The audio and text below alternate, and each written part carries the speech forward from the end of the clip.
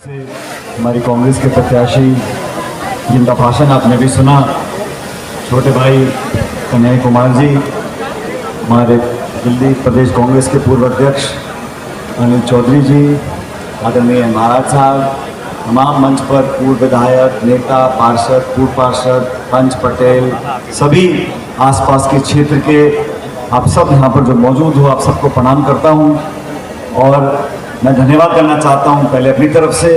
आप लोगों ने आज बहुत आदर सम्मान के साथ हमारा सम्मान किया, स्वागत किया, उसके लिए आप सभी आदरणीय बुजुर्गों का, नौजवान दोस्तों का, माताओं बहनों का बहुत बहुत तहे दिल से धन्यवाद और शुक्रिया। दोस्तों, अभी आपने कन्हैया जी की बात को सुना। कांग्रेस पार्टी ने, खड़गे जी ने, राहुल जी ने बहुत सोच समझकर इस क्षेत्र में एक ऐसा उम्मीदवार दिया है जो मैं समझता हूँ अपनी वाणी से, अपने भाषणों से, अपने संघर्ष से देश की राजनीति में एक अच्छी अमिट छाप छोड़ रखी है। लेकिन अब 25 तारीख के चुनाव में आप सबको मिलकर उनको पूरा आशीर्वाद देना है और मुझे खुशी है कि तमाम गांव पंचायत के सभी लोग आज 36 बिरादरी के लोग यहाँ पर आए। हमारे यूथ कांग्रेस के, NSUI के अध्यक्ष, जिला अध्यक्ष, सभी सम्मानित सदस्य साथीगण, समय बहुत हो गया, मैं ज़्यादा समय नहीं लूँगा, लेकिन इतना ज़रूर बोलना चाहता हूँ कि आज जो माहौल देश में है, आज से 2-4 महीने पहले बहुत से हमारे साथी बोलते थे कि ऐसा माहौल बनने वाला नहीं है, लेकिन अब पूरे देश में बदलाव की आहट लोग महसूस कर रहे हैं। मैं 1 दर्जन राज्यों में गया हूँ और जहाँ जहाँ जाके मैंने प्रचार किया, लोगों से बात की है, सब लोग मानते हैं कि अब बदलाव का समय आ गया। 10 साल का लंबा समय, 2 बार पूर्ण बहुमत की सरकार जनता ने इस विश्वास के साथ कायम करी थी कि जो अरमान हमको दिए थे, जो सपने हमको दिखाए थे, जो आश्वासन हमको दिया था, वो सिर्फ जुमले ना रह जाएं, वो हकीकत में तब्दील हों। लेकिन इन 10 सालों में ऐसा हुआ नहीं और हर वर्ग को, चाहे ग्रामीण क्षेत्र के हों, चाहे शहरी क्षेत्र के हों, नौजवान हो, किसान हो, महिला हो, बुजुर्ग हो, सब लोग आज त्रस्त हैं कि बदलाव चाहते हैं। हमारी पार्टी, हमारे दल ने जो मैनिफेस्टो तैयार किया है, कांग्रेस पार्टी ने, इंडिया गठबंधन ने जो एक वैकल्पिक व्यवस्था देने की जो बात की है, एक 5 साल का ब्लूप्रिंट तैयार किया है, उसमें साफ साफ लिखा है। पहली बात तो मैं स्पष्ट करना चाहता हूँ, ये बहुत भ्रम फैलाने की कोशिश करते हैं कि कांग्रेस पार्टी की सरकार बन जाएगी तो अनर्थ हो जाएगा, लोगों के, औरतों के मंगलसूत्र छीन लिए जाएंगे, जिसके घर में 2 भैंस बंध रही है उसकी 1 भैंस छीन ली जाएगी। ये भ्रमित कर लोगों को भगाने का काम कर रहे हैं। हमारी पार्टी के मैनिफेस्टो में स्पष्ट लिखा है कि संविधान में जो प्रावधान दिए हैं, संविधान के तहत लिखा गया है इस देश में जो वंचित है, गरीब है, पिछड़ा है, दबा कुचला है, वो किसी जाति बिरादरी का हो, उसको संरक्षण देना, उसकी मदद करना, उसको समर्थन देना, ये हर चुनी सरकार का कर्तव्य है। और हमारी पार्टी ने भी कहा कि हर व्यक्ति को मदद करने का काम करेंगे। इस देश में जो माहौल बना के रखा 10 साल से, एक ऐसी भावना से काम किया जाता है जो बदले की भावना है, प्रतिशोध की भावना है, विपक्ष को दबाने का, विरोधियों को कुचलने का, संस्थाओं को नीतिगत तरीके से कमजोर करने का। उस व्यवस्था को बदलने के लिए बदलाव जरूरी है। उस बदलाव का प्रतीक है कि दिल्ली की 7 सीटों पर इंडिया अलायंस के हमारे सभी उम्मीदवार जीत कर जाएंगे तो सरकार की नाक के नीचे से एक संदेश जाएगा कि बदलाव पूरा हुआ और 4 जून को भारी बहुमत के साथ कांग्रेस इंडिया अलायंस की सरकार बन सकती है। ये तब संभव होगा साथियों जब आप सब लोग चिंतन करें कि इन 10 सालों में हमने क्या खोया, क्या पाया। जो आश्वासन दिए गए दिल्ली के लोगों को केंद्र सरकार के माध्यम से, जो आश्वासन देश के लोगों को दिए गए, उनमें से कितने पूरे हुए हैं। आज अगर कोई सवाल पूछता है, उसकी आवाज़ को दबाने का काम किया जाता है और नारे दिए जाते हैं 300 पार, 400 पार, 500 पार। 400 पार तो राजीव गांधी जी के पास सांसद थे 1985 में। क्या कभी आपने सुना राजीव गांधी जी को बोलते हुए कि मैं भाजपा मुक्त कराना चाहता हूँ देश को, या विपक्ष को खत्म करना चाहता हूँ? इस देश में हमेशा से, चाहे किसी पार्टी की सरकार रही हो, लेकिन संस्थाओं को एक महत्व दिया गया था, उनकी पारदर्शिता को, उनकी विश्वसनीयता पे कभी आंच नहीं आने दी थी, किसी भी पार्टी की सरकार हो। लेकिन आज इस देश में संस्थाओं को नीतिगत तरीके से कमजोर करने का काम किया जा रहा है। आज व्यवस्था को चुनौती देने का काम किया जा रहा है। और लोकतंत्र में, जमहूरियत में सिर्फ वोट डाल के घर बैठना ऐसा नहीं होता। जितना काम पक्ष का है उतना विपक्ष का भी है, और हम विपक्ष की सबसे बड़ी पार्टी है। चलते चुनाव में कांग्रेस पार्टी के खाते आप सीज कर दो, 2 निर्वाचित मुख्यमंत्री को जेल में डाल दो। अरे आपकी असहमति हो सकती है, आपके विचारों का मतभेद हो सकता है, आपकी अलग राजनीति हो सकती है, अलग विचारधारा हो सकती है, लेकिन ऐसे कैसा सरकार की पूरी ताकत लगा के आप लोगों को जेल में डाल दो, निर्वाचित मुख्यमंत्रियों को एक दिन में 147 सांसदों को निलंबित कर दो और पीछे से कानून पारित करा दो। ये कहां का लोकतंत्र है? चंडीगढ़ में चुनाव हुआ, मेयर का चुनाव, आप सबने देखा होगा, वहां निर्वाचन अधिकारी खुद बैठ के वोटों को खराब कर रहा है। वो तो कैमरे में पकड़ा गया तो सुप्रीम कोर्ट ने इंटरवीन किया बीच में। इस देश में जो हालात बने वो हम सबके सामने हैं, लेकिन कोई दल, कोई नेता, कोई भाषण या कोई व्यक्ति बदलाव नहीं लाता, जनता बदलाव लाती है। और आज जो पूरे भारतवर्ष में, और साथ ही बताना चाहता हूं आपको, जिन जिन राज्यों में सीधा मुकाबला कांग्रेस भाजपा का है, उन तमाम राज्यों में भाजपा से ज्यादा सीटें कांग्रेस पार्टी जीतने वाली है। और मैं इसलिए कहता हूं क्योंकि मैंने देश भर में 1 दर्जन राज्यों में मैं गया हूं।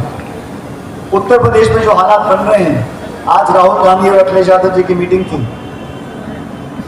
क्या जनसमूह वहां पे इकट्ठा हुआ था, टीवी में आपको दिखेगा नहीं, लेकिन दबी जुबान लोग बोल रहे हैं कि बदलाव होगा और इंडिया गठबंधन को 4 जून को वो परिणाम मिलेगा जो आज से 20 साल पहले 2004 में हुआ था।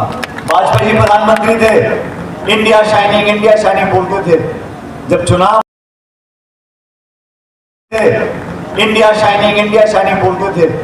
जब चुनाव हुआ और परिणाम आए तो यूपी और कांग्रेस की सरकार बनी थी। आज हम सब यहाँ इकट्ठा में, मुझे खुशी है इस महापंचायत में सभी, अब तो गांव में बात करें चौधरी साहब, चेयरमैन साहब से, और पूछा मैंने कि भाई काम धंधा कैसा चल रहा है, तो कहा अब तो यहाँ किराएदार और मकान मालिक, ये 2 का मामला टिका हुआ है। और मैं अनिल का भाषण सुन रहा था, अनिल चौधरी जी का, हमारे पूर्व अध्यक्ष, मैंने अनिल जी को बोला, मैंने कहा अनिल आज बड़ा लंबा भाषण दिया है, आज बहुत, एक मिनट, मैंने कहा आज बहुत दिन के बाद आपकी आवाज़ें और ताकत मुझे सुनने को मिली है। इसका मतलब ये है कि दोबारा न सिर्फ कांग्रेस पार्टी, लेकिन हम सब लोगों कार्यकर्ताओं के बीच में वो पुनर्जीवित हो रही है, वो ताकत वो पुनर्जीवित हो रही है, जो आने वाले समय में विधानसभा के चुनाव आने वाले हैं, उसमें भी आप देखना हम लोग अपनी ताकत से आगे आएंगे। लेकिन अनिल जी ने आज आप सबको निमंत्रित किया, उनका मैं धन्यवाद कहना चाहता हूँ। और कन्हैया जी के बारे में बोलना चाहता हूँ। इस नौजवान को तमाम संघर्षों के बाद आज जनता ने वो प्लेटफॉर्म दिया है कि देश और दुनिया में अपनी बात रख सकते हैं। और साथियों, मैं इस मन से बोलना चाहता हूँ, राजनीति में मुझे भी 20-25 साल हो गए, हमारे भी बहुत मतभेद होते हैं, विरोधी भी होते हैं। एक सभ्य समाज के अंदर राजनीति में आप कड़वा बोल भी बोल सकते हो, आलोचना भी कर सकते हो, लेकिन जो हिंसा का सहारा लेते हैं, चाहे वो कोई व्यक्ति हो, किसी दल का हो, किसी पार्टी का हो, किसी विचारधारा को हो, अगर हिंसा का साथ लेना पड़ रहा है मतलब आप बहुत कमजोर पड़ गए हो, आपकी राजनीतिक शक्ति खत्म हो चुकी है। और मैं कड़े शब्दों में निंदा करना चाहता हूं लोगों का जो हिंसा का सहारा लेकर अपनी बात को रखना चाहते हैं। मेरे शब्दों में बहुत ताकत है और ये देश महात्मा गांधी का देश है, 5000 साल पुराना हमारा इतिहास है। इस भारत में, हमारी संस्कृति में, हमारे इतिहास में हमेशा प्यार, मोहब्बत, भाईचारा, एकजुटता दिखी है। जो लोग इसको भंग करना चाहते हैं वो देश का भला नहीं चाहते। इस देश में बहुत सी सरकारें आई हैं, बहुत सी पार्टियां बनी हैं, लेकिन ये मुल्क 140 करोड़ का देश, हमारा इतिहास, हमारा आपसी प्रेम, भाईचारा, ये सबसे बड़ी पूंजी है। आपस में जो प्रेम एक दूसरे करते हैं, अलग धर्म के लोग, अलग जाति के लोग, नाना प्रकार की भाषा बोलते हैं। और दिल्ली, यहाँ पे तो सब राज्यों के, सब धर्मों के, सब समुदायों के सब लोग रहते हैं। और जो लोग आपस में खाई पैदा करना चाहते हैं, झगड़ा करना चाहते हैं, गोत्रों के नाम पर, बोली के नाम पर, भाषा के नाम पर, मजहब के नाम पर, वो देश का भला नहीं चाहता। मजहब ऐसी चीज है जो सबको कहता है सब बराबर के लोग हैं। राजनीतिक चर्चा होनी चाहिए उद्योग पर, निवेश पर, शिक्षा पर, चिकित्सा पर, रोजगार पर, महंगाई पर, बेरोजगारी पर, पढ़ाई पर, इस पर कोई चर्चा करना नहीं चाहता। जिन लोगों ने 10 साल सरकार चलाई केंद्र की, उनसे पूछो कि गैस का सिलेंडर पहले 400 रुपए का था 2014 में, आज 1100 का क्यों बिक रहा है? आप पूछो पेट्रोल डीजल 20 से महंगा क्यों हो गया, ये सवाल पूछो तो जवाब मिलेगा हिंदू मुसलमान, मंदिर मस्जिद, हिंदुस्तान पाकिस्तान, इसके अलावा चौथी लाइन किसी के पास नहीं है। तो आप लोग बाबा श्याम गिरी महाराज की बोलो, बाबा श्याम गिरी महाराज की। 36 बिरादरी और 24 गांव के इस महापंचायत में आए हुए हमारे सभी गांव के आदरणीय प्रधान जी, सम्मानित बुजुर्ग, माताएं बहनें, नौजवान साथी और प्यारे बच्चों, आप सबका मैं हार्दिक अभिनंदन करता हूं और दिल की गहराइयों से आपको आभार व्यक्त करता हूं। मैं थोड़ी देरी से आया हूं यहाँ, इसलिए आप सबसे माफ़ी चाहता हूं। चुनाव प्रचार के बहुत कम दिन बचे हैं, मैं देरी से आया हूं, जल्दी चला जाऊंगा। इस गुस्ताखी के लिए आप सबसे माफ़ी मांगते हुए मैं धन्यवाद करना चाहता हूं मंच पर उपस्थित परम आदरणीय बाबा श्याम गिरी महाराज के इस मठ के महंत जी को, मंच पर उपस्थित कांग्रेस पार्टी के कांग्रेस वर्किंग कमेटी के मेंबर, जनरल सेक्रेटरी इंचार्ज, पूर्व मंत्री हमारे बड़े भाई आदरणीय सचिन पायलट जी को, मंच पर उपस्थित 24 गांव के जो प्रमुख लोग हैं, जो आसीन हैं, मैं सम्मानित बुजुर्गों को, सभी प्रधानों को नमस्कार करता हूं, आपको नमन करता हूं। कांग्रेस पार्टी और आम आदमी पार्टी के, मैं थोड़ी देर पहले देख रहा था कि हमारे पूर्व विधायक थे यहाँ पे, मतीन चौधरी साहब, बैठे बैठे बैठे, सभी बुजुर्ग जो यहाँ पर सम्मानित मंच पर उपस्थित हैं, मैं इकट्ठे आप सबको प्रणाम कर लेता हूँ, आपको नमन करता हूँ।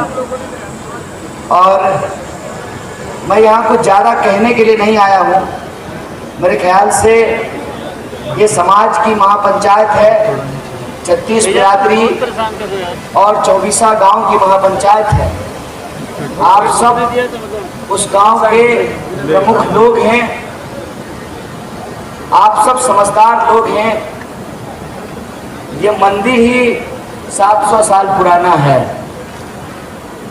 तो कम से कम आप सब लोग इस क्षेत्र के इतिहास से भली बाकी वाकिफ हैं। मैं कुछ ज़्यादा कहने के लिए नहीं आया हूँ, बस 2-3 दिल की बात आपसे साझा करना चाहता हूँ। पहली बात तो ये कि आपके बीच हम इंडिया अलायंस की ओर से कांग्रेस पार्टी के प्रत्याशी हैं, लोकसभा का चुनाव लड़ रहे हैं, ये एक राजनीतिक बात है। इससे इतर मैं आपसे एक सांस्कृतिक, सामाजिक और भावनात्मक बात कहना चाहता हूँ। मैं आप लोगों से ये साझा करना चाहता हूँ कि हमारे देश की संस्कृति, इसका इतिहास 2014 से शुरू नहीं होता है। अभी हमने कहा कि यह मंदिर ही 700 साल पुराना है और यहाँ रहने वाले तमाम गांव के लोग हैं, जो 24 गांव हैं, उनकी कितनी पीढ़ियां जो है इस इलाके में रह रही है। और हमने दिल्ली के इतिहास को बनते, बिगड़ते और बदलते देखा है। जैसे यमुना जी की धारा बदलते रहती है। पुरानी तस्वीरें जब आप देखते होंगे या बुजुर्गों से आपने सुना होगा कि लाल किले की दीवार के ठीक बगल से यमुना जी गुजरती थी। और बहुत सारे जो गांव हैं, जैसे वो गामरी गांव जो है, जहां आज यमुना जी बहती हैं, वो उसके बीच में हुआ करता था। कहते हैं एक बार बड़ा जोरदार बाढ़ आई और उस बाढ़ के बाद इंदिरा जी की सरकार थी और इंदिरा जी की सरकार ने ये बांध बनवाई, जिसको आजकल पुस्ता कहते हैं। ठीक कह रहा हूं अनिल जी? तो आपने इस इलाके को बनते बिगड़ते बदलते हुए देखा है। मैं तो इस इलाके से 2009 से वाकिफ हुआ, जब बिहार से चल करके दिल्ली आया यूपीएससी करने के लिए। तो उत्तर पूर्वी दिल्ली में पड़ने वाला तिमारपुर विधानसभा क्षेत्र, जहां पर मुखर्जी नगर एक वार्ड है, जहां पर बत्रा सिनेमा है, उस बत्रा सिनेमा के नाले के उस तरफ नेहरू विहार एक झुग्गी झोपड़ी है, जेजे कॉलोनी है। मैं वहाँ रहा करता था, यूपीएससी की तैयारी के लिए आया था। जिंदगी की यात्रा और हालात ने उस नेहरू विहार से निकाल करके जवाहरलाल नेहरू यूनिवर्सिटी पहुंचा दिया। और यह जो संयोग है, उस संयोग की बदौलत आज मैं आपके बीच प्रत्याशी बनकर के खड़ा हूं। तो आज जब मैं आपके बीच प्रत्याशी बनकर के खड़ा हूं, तो मैं आप सबसे ये कहना चाहता हूं, इस वक्त इंडिया अलायंस की लड़ाई किसी एक व्यक्ति को एमपी बनाने, किसी पार्टी या अलायंस की सरकार बनाने या किसी व्यक्ति को प्रधानमंत्री बनाने की लड़ाई नहीं है। हम जो देश में स्थितियां पैदा की गई है, उसकी बदौलत यह महसूस कर रहे हैं, यह समझ रहे हैं कि देश की संस्कृति और इतिहास को तोड़ा मरोड़ा जा रहा है। जो समाज सदियों से एकजुट होकर के रहा है, मिलजुल करके रहा है। और मैं आपको बता दूं, यहाँ बहुत सारे लोग जो बैठे हुए हैं, जब गुजरों की महापंचायत होती है तो उसमें जो है मतीन चौधरी भी आते हैं और